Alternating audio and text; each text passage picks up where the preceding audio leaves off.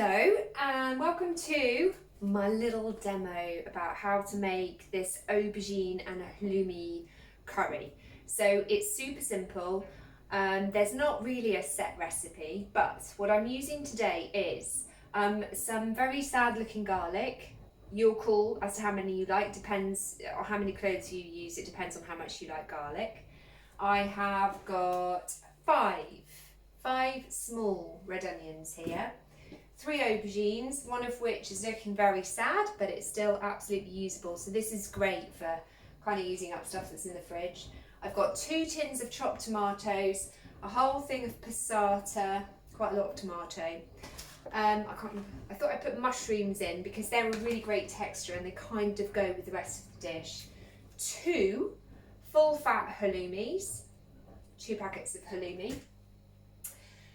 And then for the spices, I'm actually cheating and just using medium curry powder. You could use hot curry powder, or you could make your own. You could add your own sort of curry spices. It would be just as delicious. So what I'm doing is I'm actually going to add in some extra coriander, which I'm going to grind, and some extra cumin seed, ridiculously huge amount of cumin seed, which I'm going to grind up in my coffee grinder, which I've never used to grind coffee.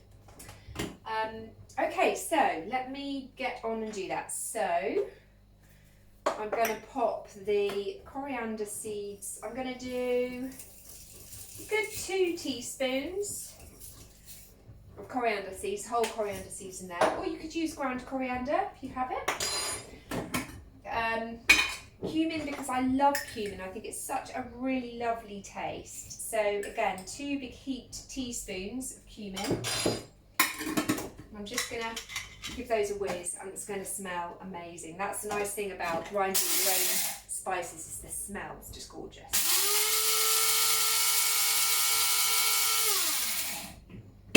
Okay, that's done.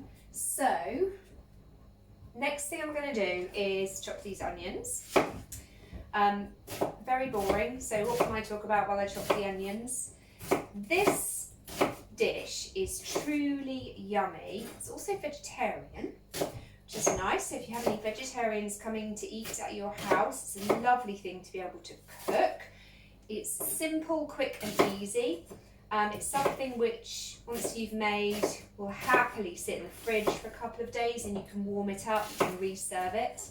I tend to serve it with a couple of green vegetables on the side. You could add meat to it if you wanted, but the thing with the halloumi is quite a sort of solid cheese that has, I don't know, almost a slightly meaty texture. And also you've got the aubergine in there, which are quite, they hold their shape when you cook them. They're quite meaty, and you've got the mushrooms as well. So you've got some really good textures in this dish. I'm not particularly worrying about how I chop the onions. Again, your call. I'm a lazy cook. I'm not really very interested in whether my onions are all the same size and shape, but if you are, then good for you. Fantastic. Right, what else? This, I don't have any today, but what I also like doing with this dish is when it's cooked, what's lovely is if you just wilt some spinach in at the end of it, or if you have something like chard or another sort of summery leafy vegetable, it's really nice, something that will wilt quite quickly. That's really nice to add. But my advice would be, because this is lovely and it sort of doesn't spoil and you can put it in the fridge and use it for a couple of days, if you're going to add something like a green vegetable, I would portion it up and just add the spinach that you want for that night, because that doesn't sort of last so well. Now my eyes are going because of the onions. Right, the fat I'm using today is duck fat. Let's bring the camera over here because I'm going to start cooking. So let's move this over here. Here we go. Right, so it's my lovely dish. I love cooking this dish. I've put the garlic in there already. Garlic, apparently, if you chop it and leave it for a bit before you start cooking it, quite a lot of duck fat, look.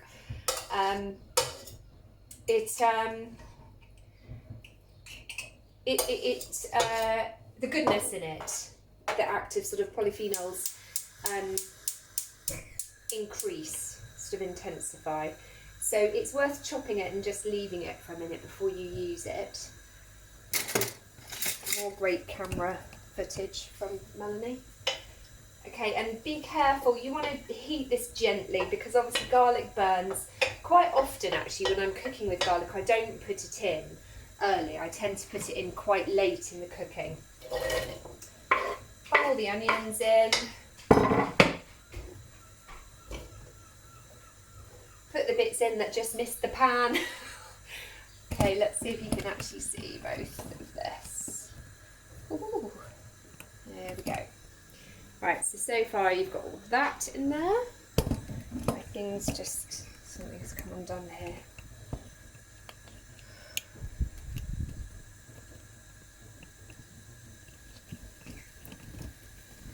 Sorry about this, guys, that's not ideal, is it?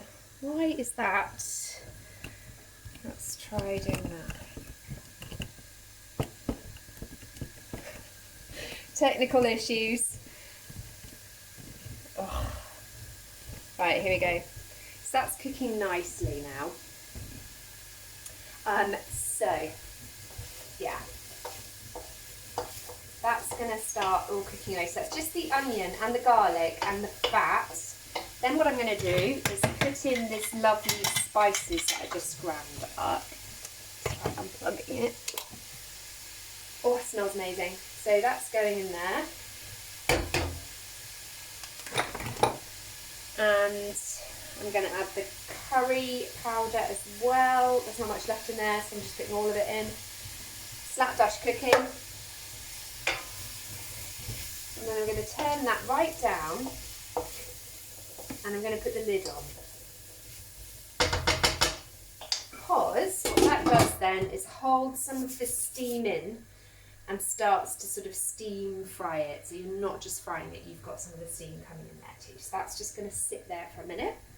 And then we're going to chop the mushrooms. So what I tend to do is just soften that bit up first, cook off the spices in the fat, and then when that's done, I never wash mushrooms by the way, when that is done I will add the mushrooms and the aubergine and just get the sort of the rawness out of them. Look, I've got no head.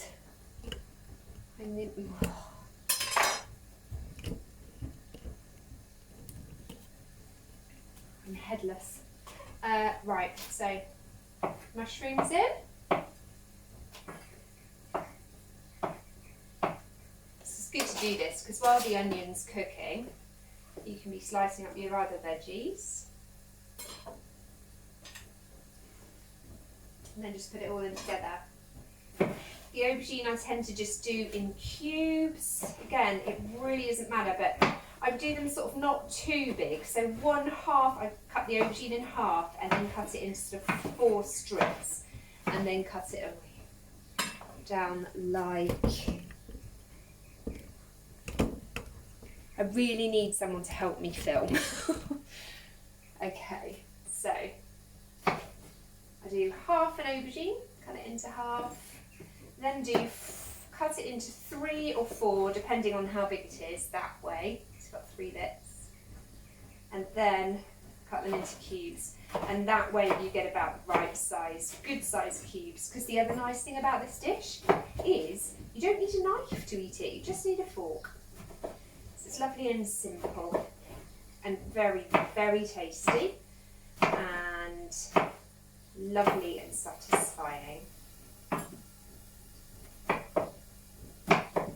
So that all went into 4 because that was quite a nice fat aubergine.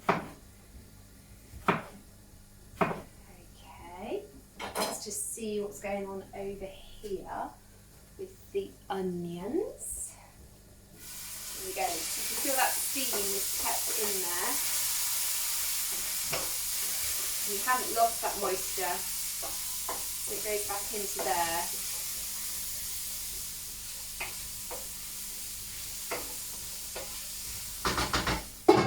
So that just has a little whiz around to make sure that it's not sticking or burning. Chop up this last aubergine. So really, there's not an awful lot that goes in this dish, and it is super simple. So that's the last aubergine.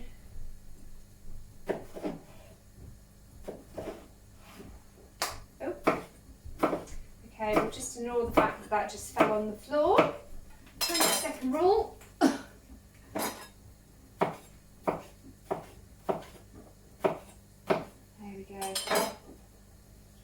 Okay, so let's go over and have a look, see what's going on with this onion now. Here we go. So you can see all the steam inside the lid, which is lovely. That's the whole idea. Okay, let's give that a good stir. You see that's softening up nicely. So I'm going to add the aubergine and mushrooms to that now. Let's put this here so you can see it.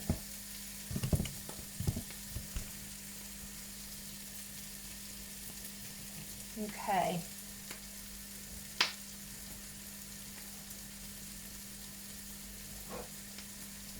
So start adding that.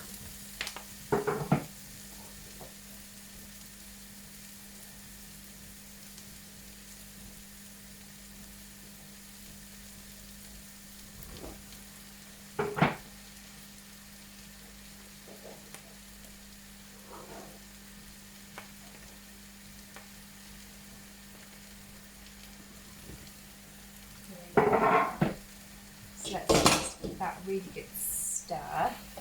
Okay, let's do this.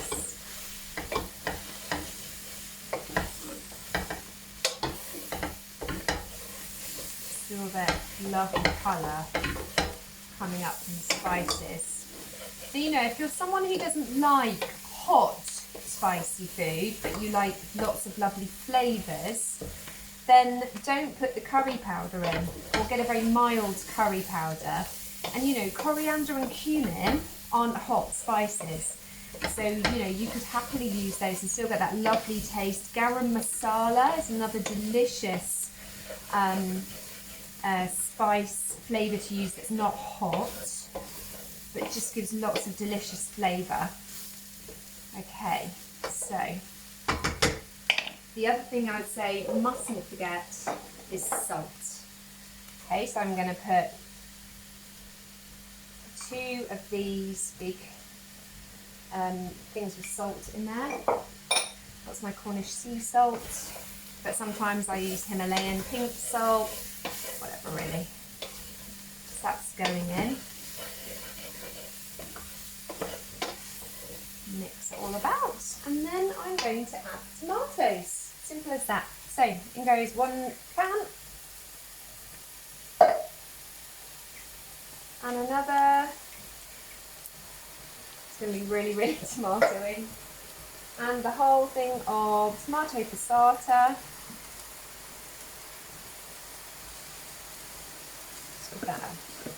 So what I do when I use tin tomatoes, just an old habit from watching my mum when I was little, is I tend to just put a tiny bit of water in them, just to rinse them out and get the last bits of tomato out.